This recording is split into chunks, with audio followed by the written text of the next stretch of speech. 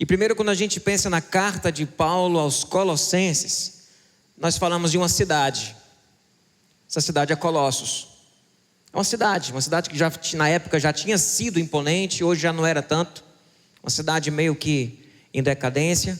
Então, Colossenses vem de Colossos, como os fortalezenses vêm de Fortaleza, como maranhense vem do Maranhão. Então, os Colossenses vêm de uma cidade chamada Colossos. Nessa história nós também temos um plantador de igrejas, um missionário chamado Paulo. Paulo, quando se converte no caminho de Damasco, ele sai abrindo igreja em toda a Ásia, ele sai abrindo igreja em todas as regiões.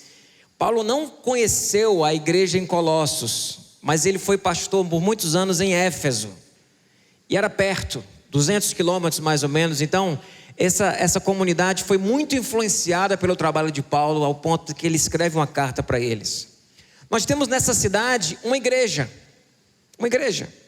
são os convertidos daquela cidade. Quando diz a carta de Paulo aos Colossenses, imagine como se só tivesse uma igreja em Fortaleza, só tivesse uma comunidade de fé em Cristo em Fortaleza, porque isso foi muito no começo, 50 anos depois, 54 depois de Cristo. Então 20 anos depois da morte de Cristo. Então era muito recente. Então não tinha igreja, primeira igreja de Colossos, a igreja cada um com o seu nome, com a sua placa, com a sua logomarca. Não tinha isso, era a igreja em Colossos. Era o povo que acreditou em Cristo, que passou a caminhar junto. Nós temos um líder local, que é o Epáfras. Só para você saber. E quem está na dúvida aí de escolher um nome bom para colocar nos filhos, digo para você que essa carta tem várias opções que você pode usar. Epáfras é um deles. Nós temos uma carta de papiro, de tinta, no couro. O papiro era como se fosse uma planta, né? Uma planta, uma folha grande que eles escreviam nesta planta, e era escrita com tinta ou marcando a própria folha, escrita de punho, porque não tinha máquina de datilografar. Foi muito antes da máquina de datilografar. E se você não sabe o que é máquina de datilografar, nem o mimeógrafo, você sabe o que é o papiro, não sabe? O papiro era essa carta, foi o material que essa carta foi escrita. É uma carta, meu povo, uma carta. Nós temos os mensageiros, e vai mais dois nomes maravilhosos: Tíquico e Onésimo. Foi quem Paulo, que estava preso e escreveu a carta preso em Roma, ele manda essa carta por essas duas pessoas, que eu não vou repetir muito o nome porque eu vou errar. Então ele manda essa carta por essas duas pessoas para levar para quem? Para aquele povo caminhante, para aqueles caminhantes que moravam na cidade de Colossos, que tinham, através do trabalho de Epáfras, aceitado a Cristo como Salvador, e estavam convivendo como uma comunidade de fé ali naquela cidade. Mas nós temos também um contexto. Por que Paulo resolve escrever uma carta? Existiam boas notícias que Paulo recebeu e ele queria celebrar junto com os irmãos. Com certeza Paulo era alguém muito influente, resolveu escrever: olha, vocês são show. A gente vai falar sobre essa parte no próximo domingo. Vocês são maravilhosos. Eu tenho escutado muita coisa boa de vocês. Mas também tinham preocupações. E é sobre as preocupações que a gente vai conversar hoje. Tinham preocupações que Paulo estava em relação a algumas distorções do evangelho que estavam sendo vividos, não apenas em Colossos, naquela região como um todo, mas em Colossos isso estava forte. Algumas distorções do evangelho que estavam sendo vividas ali, que misturavam um pouco do gnosticismo, que entendia que a matéria é má, misturavam um pouco do legalismo judaico, da religião judaica, e da sabedoria grega, e tudo isso misturado. Era um sincretismo religioso muito grande, ao ponto de que alguns chegam a dizer que existia uma heresia de Colossos. Era tipo, eles misturaram o negócio de um jeito que você não sabia mais o que era gnosticismo, o que era judaísmo, o judaísmo ali, o legalismo judaico dos judaizantes, o que era sabedoria grega, misturado naquilo ali, com um bocado de conhecimento misturado e com o evangelho no meio. Algo não tão diferente daquilo que a gente vive hoje. Tudo muito misturado. um sincretismo religioso e de ideias muito grande. E aí Paulo escreve essa carta, porque ele quer chegar nesse povo e quer conversar com esse povo. E sabe o que ele escolhe no primeiro capítulo para colocar lá? Uma música, meu povo. Ele escolhe uma música. Colossenses 1, do versículo 15 até o versículo 20, é uma música. E aí nós não sabemos se essa música, ela é pré-paulina, ou seja, Paulo pegou uma música que não é dele, numa letra que não foi ele que escreveu, e que a igreja cantava, e ele pegou e colocou essa música, essa letra nesse texto dele. Ou se ele escreveu essa poesia, escreveu porque a gramática mostra que é música, a métrica mostra que é música, e ele escreveu essa poesia que depois a igreja cantou. Não sabemos. Nós muito menos sabemos como que era a melodia dessa música.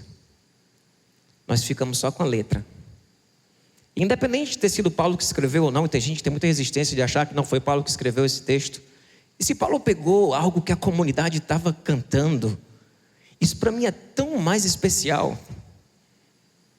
Tão mais especial, tipo, a igreja estava cantando isso, e ele pegou isso e colocou no texto. Ou seja, não é só uma coisa da cabeça de Paulo, era uma expressão sincera da fé de um músico que entra. Você é músico, Lúcio Músicos, você já tem músicas escritas, onde você vai para um lugar escrever uma música e vai falar do coração, daquilo que você sente.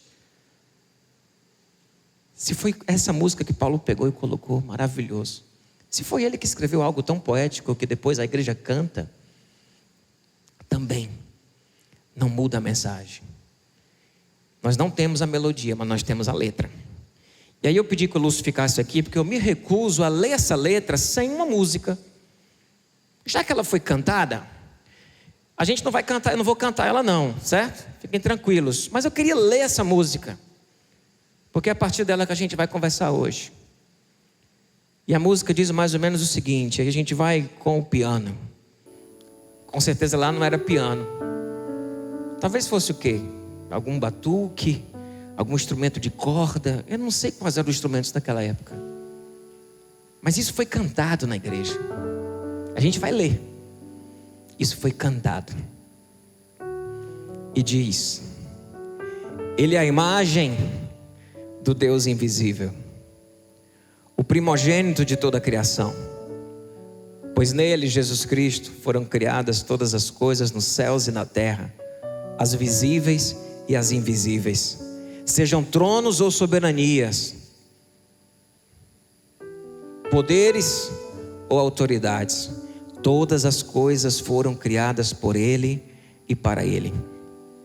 Ele é antes de todas as coisas, e nele tudo subsiste.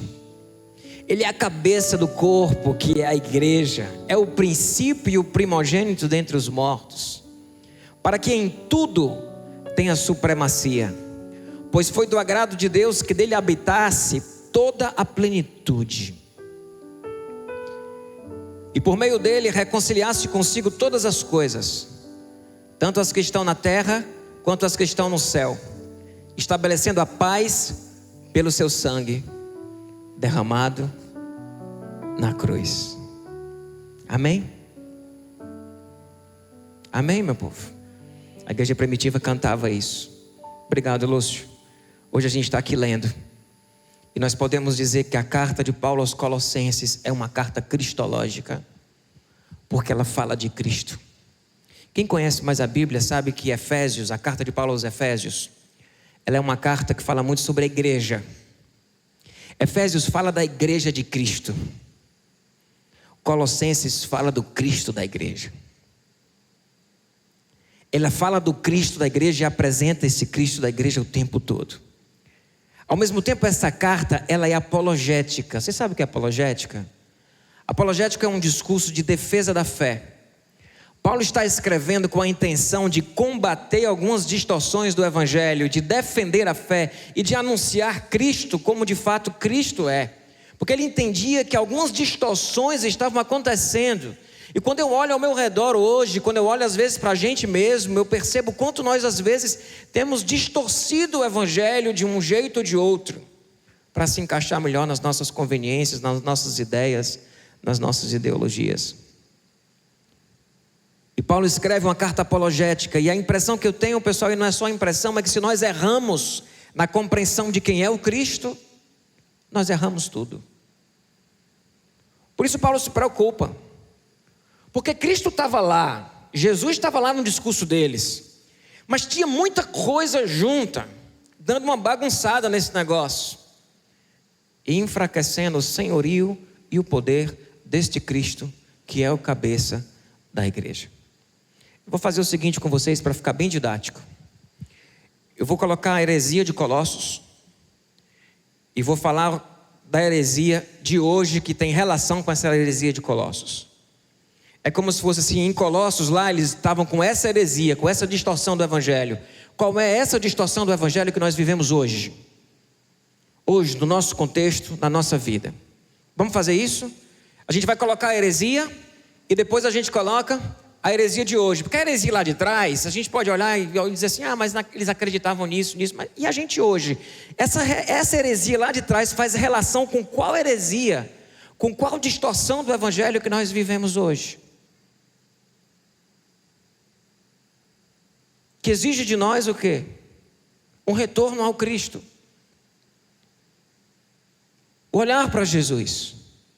E olhar para Jesus como Jesus de fato é. E quem Ele de fato representa. Talvez hoje seja um dia de eu me converter de novo a esse Jesus. Me converter de novo a este Cristo.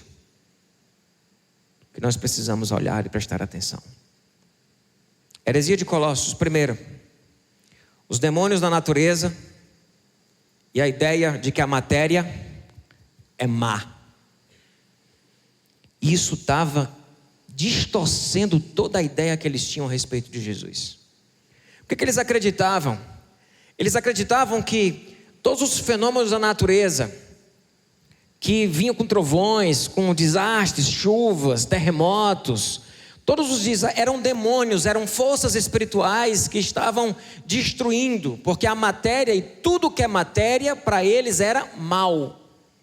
O próprio corpo humano era tido como algo mal, e que nós precisávamos sair, dessa realidade, para ir para uma outra realidade, para viver algo bom. Entende?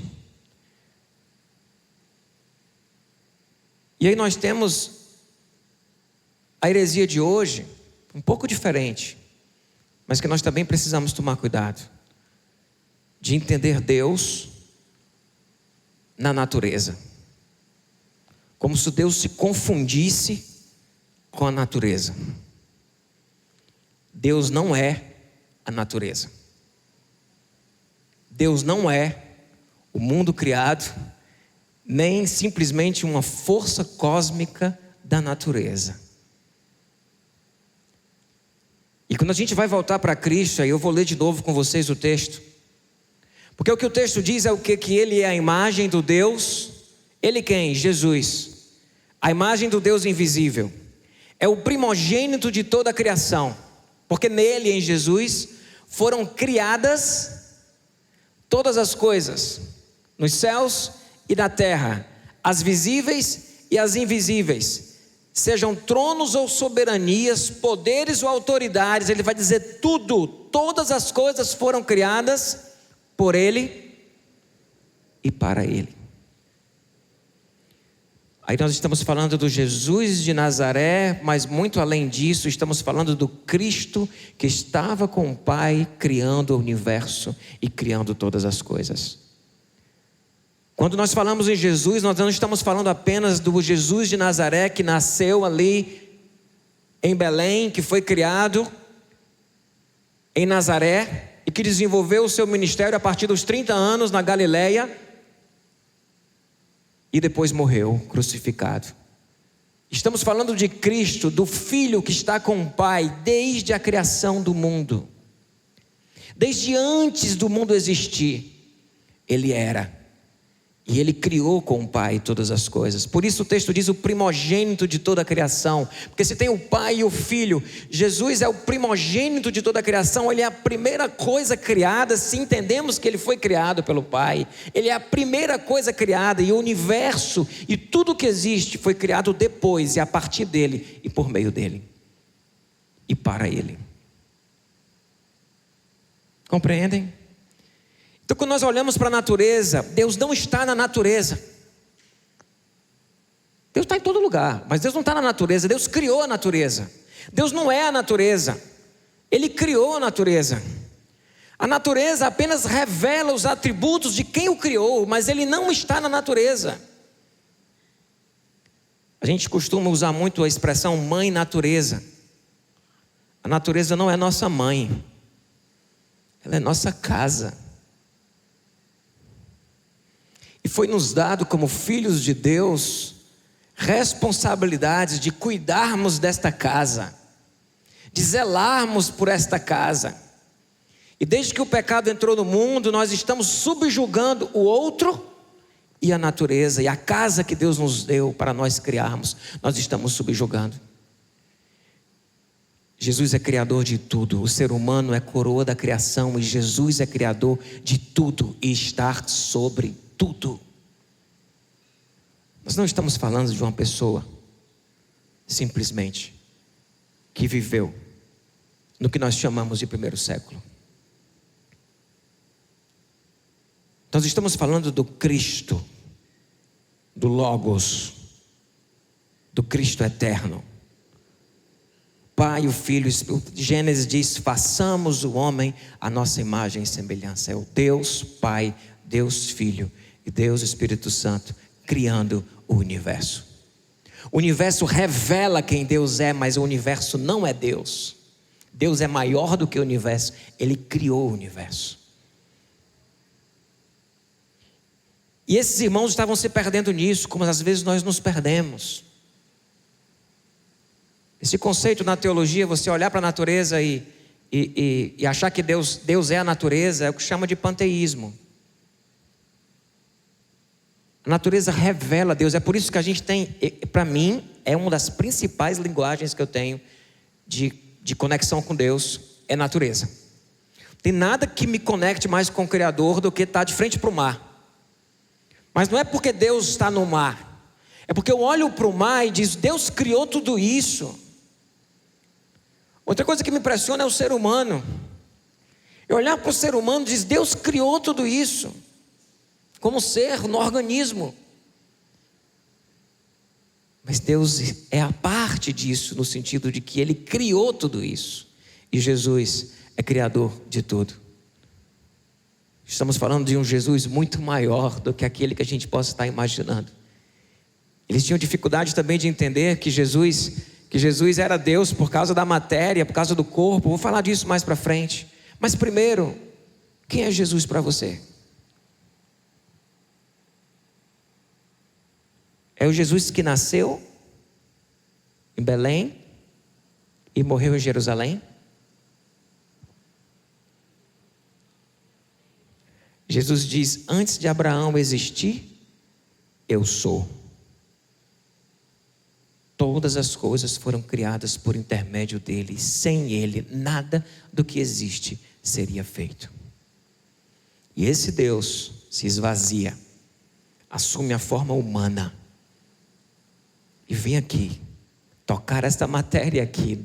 De nada de mal tem, porque foi criada por ele, para revelar o seu amor por nós.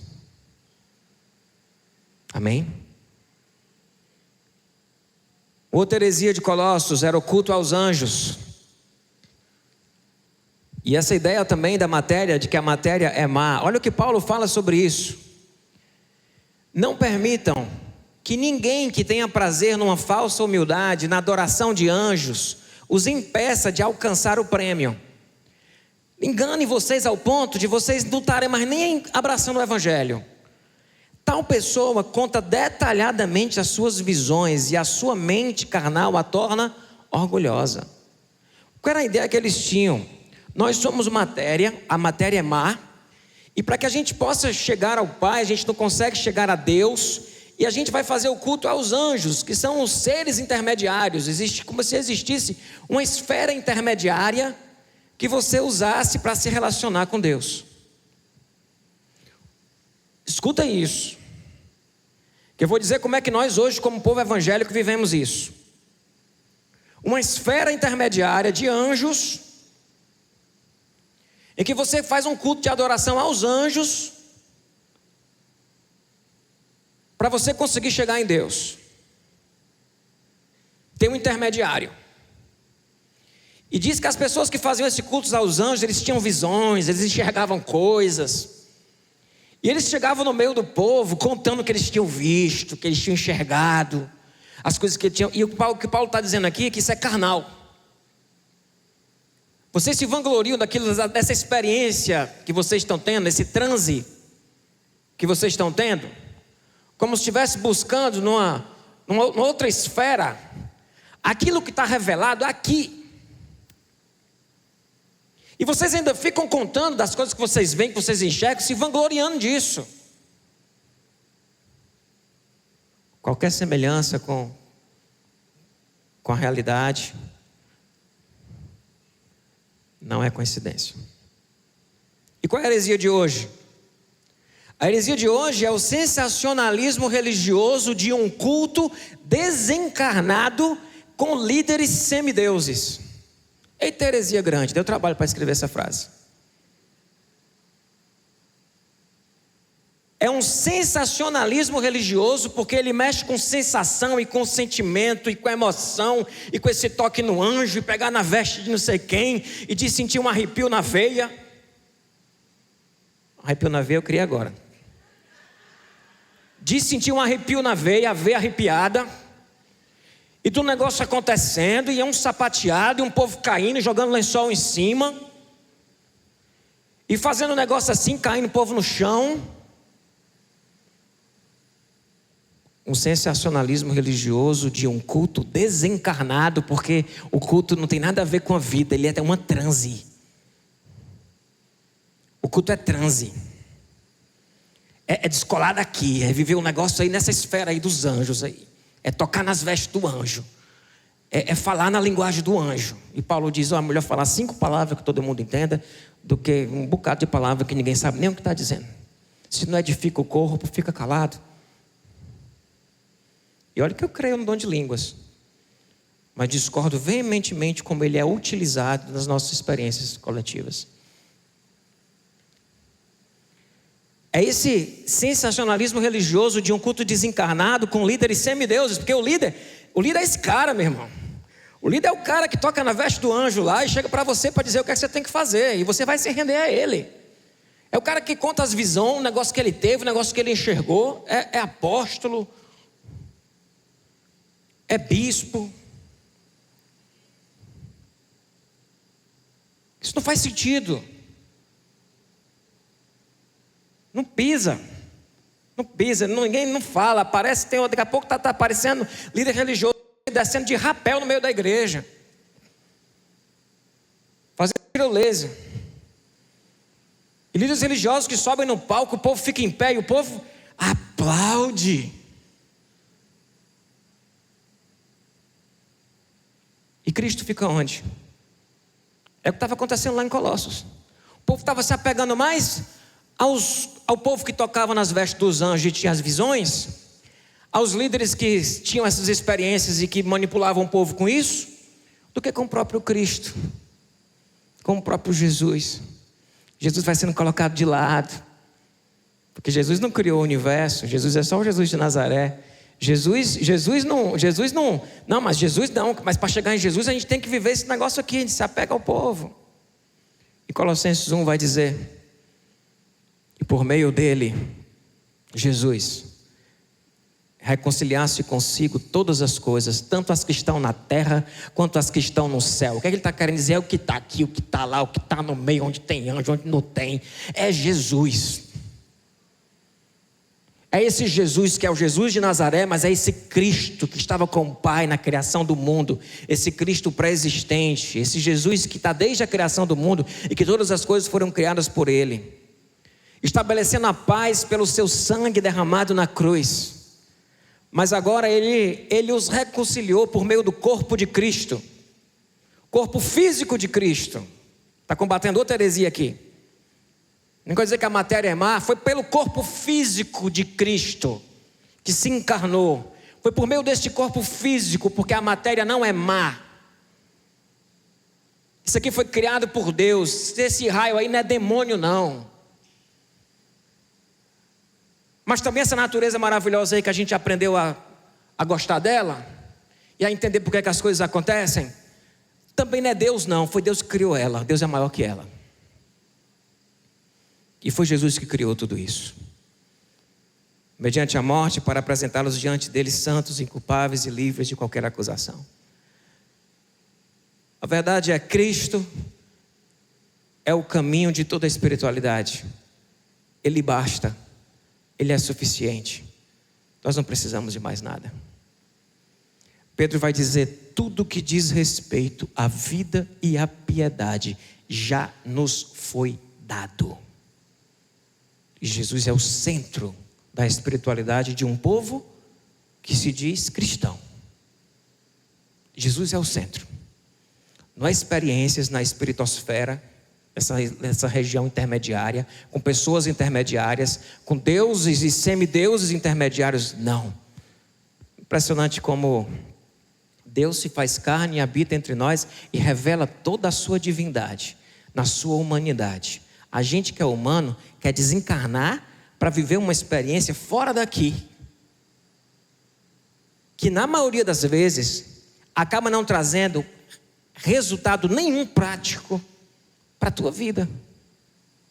Porque depois que baixa o fogo, fica nada. Porque é nesse mundo aqui, ó, que a gente toca, que a gente pega, que a gente olha, com pessoas, sabem, que somos todos nós aqui. É aqui que o amor é vivido, é aqui que a fé é exercida, é aqui que o Cristo é revelado. Amém, meu povo? Tá claro, pessoal? Ou tá muito... Tá? Próxima heresia. A heresia de Colossos, nesse sincretismo religioso, tinha uma dose forte de sabedoria grega. Estava se conhecendo muita coisa, pessoal. O que eram os alimentos, os modelos de governo. Estava se conhecendo muita coisa, conversando sobre como que é a política, o que é política, o que não é política. Sabe, como é que o que é alimento, o alimento que faz. Foi uma época de muito conhecimento. E o que Paulo vai se preocupar aqui é que o povo começa a se perder em tanto conhecimento e te perde o foco no conhecimento que é o principal, como o Cláudio falou hoje de manhã, que é o essencial.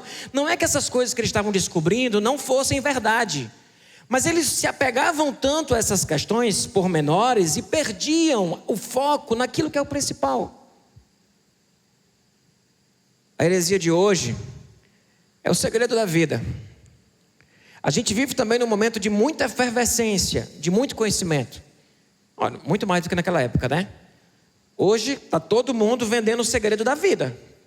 Está todo mundo dizendo como é que você pode fazer para você prosperar, para você ser feliz, para você não morrer, para você não envelhecer. Você percebe que hoje tem um esforço enorme das pessoas de não envelhecer? Quero dizer para você que vai envelhecer. Pode até ficar um velhinho mais durinho, mas vai envelhecer. E um dia vai papocar. Vai mesmo. Vocês têm dúvida disso? Alguém tem dúvida disso? Como a gente tem dificuldade de lidar com a nossa finitude, a gente está o tempo todo querendo, sabe? Então hoje em dia, assim, quais são os conhecimentos que estão postos aí? A gente está se apegando a eles muito mais do que o conhecimento do Evangelho, do que a sabedoria de Deus, do que o valor do reino. A gente está estudando sobre dinheiro, sobre como ganhar dinheiro, sobre como prosperar, sobre como fazer outra coisa, e está esquecendo de estudar no Evangelho que a gente tem que repartir o pão. Que o pão é para ser repartido. A gente sai se pegando num bocado de coisa, meu povo, e sai se perdendo daquilo que é o essencial. E foi isso que Paulo percebeu. Disse: a galera está aí agora com umas dietas estranhas. Paulo fala sobre isso, umas dietas que você comendo isso, você faz não sei o que, você deixando de comer isso, você faz não sei o que. Se você olhar hoje o pessoal assim, se olhar o Instagram da galera aí, quem que segue, você começa a perceber que temos muitas religiões. Muitas. E seguimos um bocado de coisa. E se alguém disser, olha, está nascendo, pai, um negócio aqui, deu um pinguinho no olho aqui, esse negócio melhorou, pai, onde foi que tu viu esse pinguinho? Né? Então assim, é um negócio assim, que está todo mundo querendo descobrir o segredo da vida. Todo mundo. E o que Paulo vai dizer para Colossos, ele está dizendo para a gente também, é dizer, meu povo, o segredo da vida está revelado, vocês já sabem. Pratiquem, vivam. Parem de ficar, sabe? Tem gente que maratona assim, sabe? Curso de tudo que é jeito, para botar um bocado de coisa na cabeça. Eu não estou contra isso não, eu acho que a gente tem que estudar. Um dos grandes problemas que a gente tem é a ignorância. A gente tem que estudar mesmo, mas é porque não é estudo, é lambida. Está engolindo sem nem mastigar. Porque não tem nenhum fundamento mais assim, epistemológico, metodológico. Não é um negócio assim, é de ver e botar para dentro. É uma compulsão por conhecimento, por verdade, por segredo de vida. É um desespero por viver, por ficar bem. E a gente sai se perdendo. E Paulo percebeu isso. Essa galera está se preocupando com um bocado de coisa. Tem uma hora que Paulo escreve para Timóteo. E ele diz assim, Timóteo, tu não está exagerando aí nesses exercícios aí não, Timóteo? Ele escreve para Timóteo e percebeu que Timóteo estava exagerando demais no cuidado do corpo, né? Eu não posso usar isso para mim não, assim. Paulo escrevesse para mim, ele dizer, Debrano, vá andar na praça, né? Mas para Timóteo, ele percebeu que Timóteo estava se perdendo nisso. Ele disse, Timóteo, tu está aí se perdendo num bocado de coisa, cuidado com esse cuidado exagerado. Porque a vida não é isso aí não, meu amigo. E hoje a gente já tem até compulsão por exercício físico, viu? Por alimentação, por exercício físico. Acho que vai ter umas compulsões por um bocado de coisa aí. Vai ter uns vícios por um bocado de coisa aí.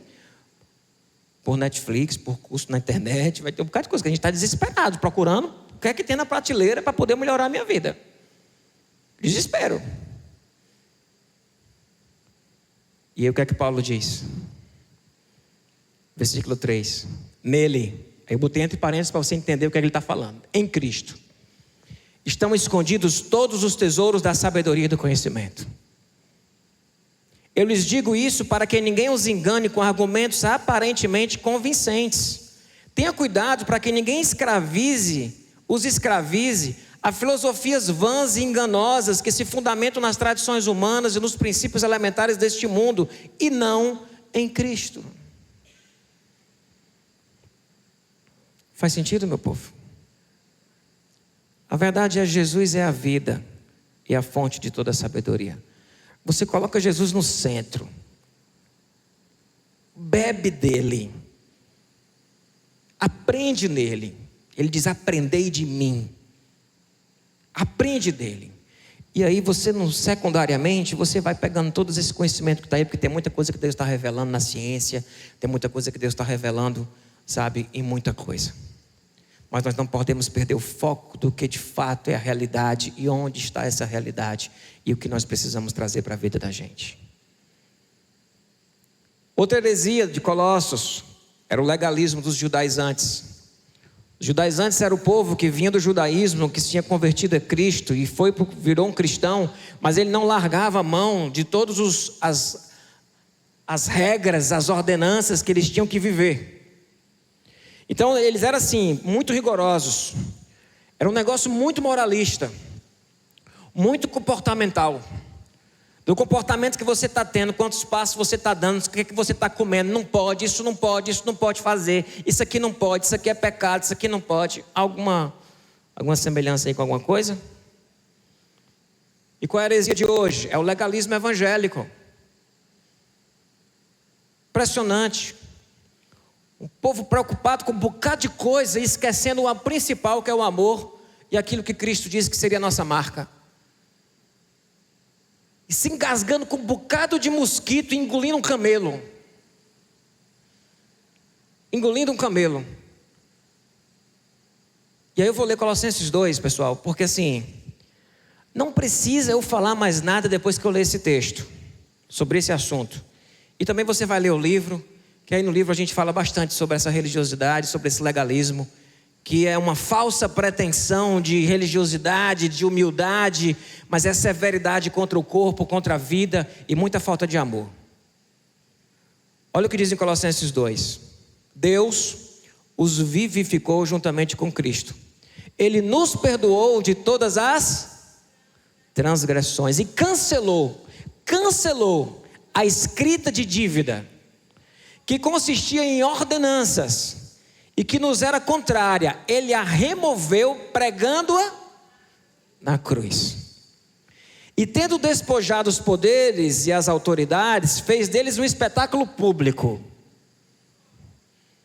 Ressuscitou ao terceiro dia, rasgou o véu no templo, as colunas do templo se racharam. Foi um espetáculo público, triunfando sobre eles na cruz. Portanto, não permitam que ninguém os julgue pelo que vocês comem ou bebem, ou com relação a alguma festividade religiosa, ou a celebração das luas novas, ou dos dias de sábado. Estas coisas são a sombra do que haveria de vir. A realidade, porém, encontra-se em Cristo. Ele continua e diz: já que vocês morreram com Cristo para os princípios elementares deste mundo, por que é que vocês, então, como se ainda pertencesse a eles, se submetem às regras? Não manuseie, não prove, não toque. Todas estas coisas estão destinadas a perecer pelo uso, pois se baseiam em mandamentos e ensinos humanos. Essas regras têm de fato aparência de sabedoria, com a sua pretensa religiosidade, falsa humildade e severidade com o corpo, mas não têm valor algum para refrear os impulsos da carne. Amém, meu povo? O que Paulo está defendendo aqui? Libertinagem? Não, mas ele está dizendo que não é por aí.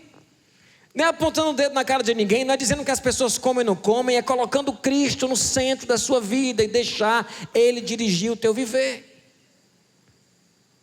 É entender que Ele é Senhor, Ele quer ser Senhor da tua vida. É nisso que a gente tem que colocar o foco e não ficar controlando gente e dizer para as pessoas o que é que elas podem fazer, o que elas não podem. Mas é colocar essas pessoas para viverem com Deus, com o Pai, olhando para Cristo que criou o universo, que desceu aqui nessa terra, que nos ama, que nos perdoou, que pegou a escrita de dívida e rasgou. Tem uma mania do povo de ficar dizendo: mas será que ele era crente? Será que ele era salvo? Eu acho essa discussão tão ridícula. Tão ridícula. Como assim, meu irmão? Quem é você? Você está julgando salvação do outro, vida do outro com Deus, a partir dos erros dele, do comportamento dele. Ah, mas é que pelos frutos vos conhecerei. Pois aí, eu estou vendo que tu está. Pensa num fruto podre. Porque está preocupado com a vida do irmão, está apontando, está condenando, não está cuidando nem da tua. Judaizantes lá, querendo trazer as regras, tudinho. O que é que pode comer, o que não pode, as festas que tem que fazer, para na lua nova do sábado, não pode andar, não pode fazer aquilo. Aí vem um pessoal assim, assustado, como se Deus estivesse correndo no chicote assim ao redor da vida. E vai fazer as coisas e fica: será que tem alguém da igreja aqui? Homem, não posta não, porque se o pastor vê, se o irmão da igreja vê, olha, estava no louvor, encontrei ele bem ali. Sério? A gente está nesse nível?